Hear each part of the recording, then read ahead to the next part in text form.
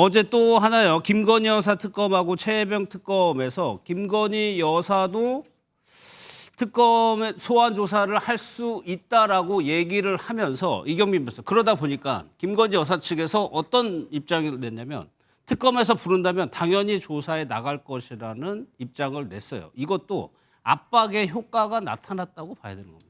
그렇죠. 아무래도 이제 내란 특검에서 이렇게 이제 치고 나가면서 이 강제 수사 카드를 꺼냈으니까 예. 아마 김건희 여사도 이제 어쨌든 조사를 했을 때 지금 이제 입원해 있는 상태인데 뭐 이후에 소환 조사를 요청을 했을 때 이제 응하지 않을 것 같으면 뭐 그때는 당연히 또 하나의 강제 수사 카드를 또 꺼낼 수 있다 이런 이제 가능성을 어떻게 보면 봤다라고 보면 될 것 같고요.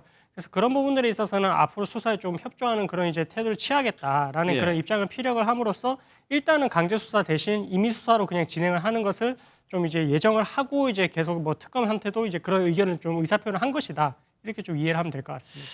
그럼 성신 부의장께서 어떻게 좀 예상을 합니까? 윤 전 대통령의 수사 조사처럼 김건희 여사에 대한 조사도 좀 지난한 과정을 거쳐야 될 거라고 보세요? 그렇죠. 최대한 역시나 김건희 여사도 마찬가지로 제가 말씀드린 지연 전략 최대한 늦게 출석하고 예. 최대한 적게 출석하고 최대한 적게 진술하고 이 전략을 펼칠 거라고 봅니다. 왜냐하면 다른 패널분들께서 말씀해 주신 것처럼 물적 증거나 이런 것들을 제시하기 전에 결국 이들의 증언이 필요한 것인데 최대한 진술을 안 하려고 할 겁니다. 본인들에게 유리한 방어하기 위한 발언만 하고 나머지 부분에 대해서는 뭐 묵비권을 행사하든 적극적으로 협조하지 않을 것으로 보여지는데요. 근데 김건희 여사 같은 경우는 지금까지 최대한 이거 특검에 출석하겠다고 하는 것도 사실 이전까지 수사에 전혀 적극적으로 호응해주지 않지 않았습니까? 예. 그럼에도 불구하고 본인을 맡고 있던 뭔가 본인을 막아주던 대통령이라는 권력 이런 것들이 사라진 이후에는 사실 불출석할 명분이 사라졌거든요. 그렇기 예. 때문에 사실 건강상의 문제로 입원을 한 다음에 또 최대한 지연을 해보려고 했었으나 입원해서 이 수사를 안 받는 것도 한계가 있거든요. 그렇기 때문에 뭔가 본인 역시 김건희 여사도 윤석열 전 대통령과 마찬가지입니다. 강제 구인돼서 끌려가는 모습은 보여주지 않기 때문에 그러고 싶지는 않기 때문에 최대한 소환을 응하겠다라는 말을 하되 최대한 그것을 늦추기 위한 노력들을 어떻게든 펼칠 것이라고 좀 보여집니다. 예. 그럼 김 교수님, 내란 특검에서는 소환 윤 전 대통령 소환 벌써 모레 얘기 나오니까 굉장히 속도가 빠릅니다. 그러면 다른 특검들도 뭐 지켜보고 있을 겁니다. 시기가 평소 그러니까 예전에는 다 주변인 조사하고 마지막에 정점을 조사하는 방식 말고도 조금 더 빨라질 가능성이 좀 있다고 보세요. 그렇습니다. 왜냐하면 지금 주변에 대한 어느 정도의 의혹들은 좀 많이 확인된 사항이거든요. 그렇기 때문에 아마 국민적 여론으로 볼 때도 이번 세계 특검을 통과시키면서 아마 윤석열 전 대통령이나 김건희 여사에 대한 수사가 신속하게 이루어지기를 바라고 있는 국민 여론이 있기 때문에 예. 지금 마냥 시간을 끌면서 주변 측근들에 대한 어떤 수사에만 지금 몰두할 수는 없는 상황이거든요. 예. 그렇기 때문에 아무래도 아마 이번 특검에 거는 국민적 기대를 생각해서는 아마 뭐 세계 특검에서 뭐 나머지 김건희 여사에 대한 아마 이 부분도 아마 퇴원을 하면 아마 건강성 이유로 지금 입원해 있기 때문에 아마 퇴원을 하면 곧바로 어떠한 뭐 강제적인 조치로 빨리 갈 수 있도록 아마 예. 그렇게 할 가능성이 높게 보이고요. 한편으로 볼 때는 저는 김건희 여사가 아마 이번에 퇴원하고 난 다음에 아마 강제 수사에 아마 돌입하거나 아마 소환 조사를 받게 되면 윤석열 전 대통령의 변호사로서 또 같이 간다는 얘기도 있거든요. 아, 그래요? 예, 김건희 여사에 대해서는 왜냐하면 김건희 여사가 받고 있는 여러 가지 혐의에 대해서는 예. 윤석열 전 대통령이 재임 시절에 일어났던 부분들도 있고 예. 또 그 내용에 대해서 본인이 가장 잘 알고 있기 때문에 아. 본인이 아마 변호사로서 가는 게 제일 잘 변호할 수 있다 이런 부분들이 있어서 예. 저는 윤석열 전 대통령이 뭐 김건희 여사에 대한 변호사로 나온다는 얘기도 있기 때문에 저는 그런 부분들도 아마 여러 가지 아마 지금 김건희 여사에 대한 예. 어떤 조사라든가 소환을 앞두고 벌어지는 여러 가지 정말 굉장히 다양한 시나리오들이 지금 나오고 있지 않나 이렇게 보입니다. 그러니까 헌재에서 심리를 할 때 본인이 가장 잘 알기 때문에 직접 출석해가지고 변론을 한 것처럼 이 사안들도 그럴 수가 있다. 그럼 또 하나 나온 뉴스가 이경민 변호사 뭐냐면 변호인단을 추가 선임 작업을 했다. 변호인단 추가로 이제 선임하는 작업을 했다는 건데 이거는 어떤 의미가 있는 겁니까?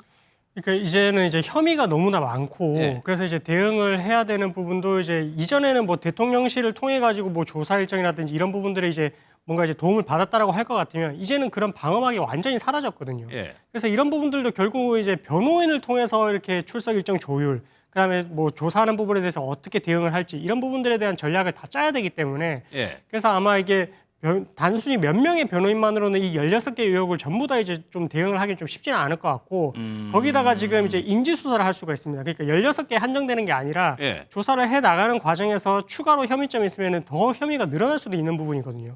그래서 그런 부분들을 생각했을 때는 앞으로 더 대응을 할 부분이 늘어날 가능성도 배제를 할 수 없으니까 조금 더 이제 변호인단을 좀 탄탄하게 꾸려가지고 예. 그래서 본인의 방어권을 행사를 하려는 그런 모습이 아닌가 이렇게 생각이 듭니다. 그러면 16개 혐의라고 하면 플러스 알파가 될 수가 있고 그러면 대략 몇 면 정도가 있어야 된다고 좀 추산이 가능한가요?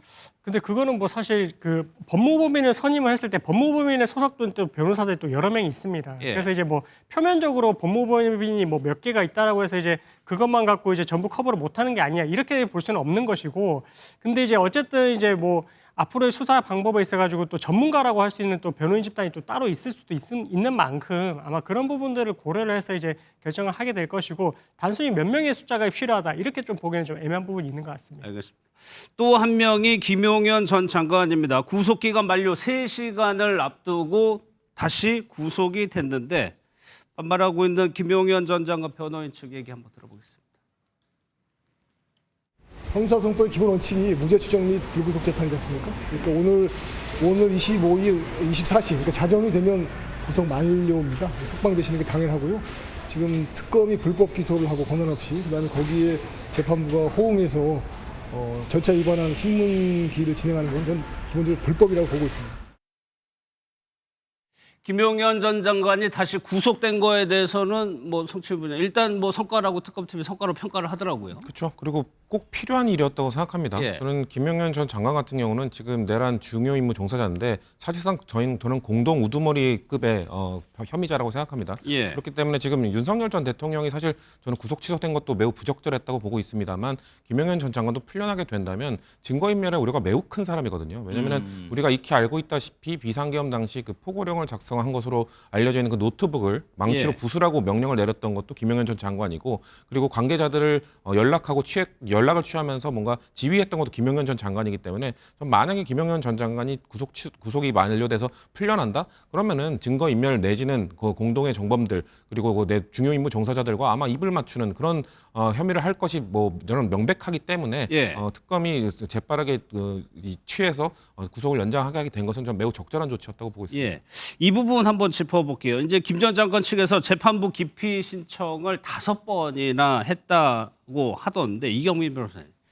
이렇게까지 그냥 계속 뭐 할 수가 있는 겁니까, 기피 신청을? 그러니까 이제 구두로서 이제 그 영장 실질 심사를 받으면서 그렇게 했다라는 건데, 예. 근데 사실은 이제 뭐 기피 신청을 했을 때도 이게 소송 지연의 목적이 이게 기피 신청이기 때문에 이제 간이 기각 결정을 계속 했습니다. 예. 그러니까 결국은 이제 변호인 측 입장에서 너무나 답답하기 때문에 그런 방법밖에 쓸 수 없었다라고 좀 판단이 되기는 하는데, 예. 사실 이제 어떻게 보면은 이 지금 재판부에 기피 신청을 하게 되면 결국은 이 재판부에서 구속 여부를 결정을 하는 그 재판부였기 때문에 사실은 재판부 입장에서도 계속 기각을 하고 있음에도 불구하고 기피 신청이 들어온다면은 재판부를 또 존중하지 않는 그런 모습으로 또 비춰질 수 있는 부분이거든요. 일단 신청이 들어오면 검토를 해야 되는 거예요? 그렇습니다. 검토를 해야 되고 이제 그 주장에 대해서 어쨌든 계속해서 이제 뭐 재판부 입장에서 또 기피 신청을 하는 건가요라고 물어보고 또 기피 신청을 했다고 하니까 그럼 그냥 기각 결정을 하겠습니다. 이렇게 이제 계속해서 이제 결과를 내놨다라고 하니까 예. 결국 이제 뭐 김용현 전 장관 측 입장에서는 지금 단계에서는 빨리 석방이 되는 것이 필요했고, 그래서 이제 버티기 전략으로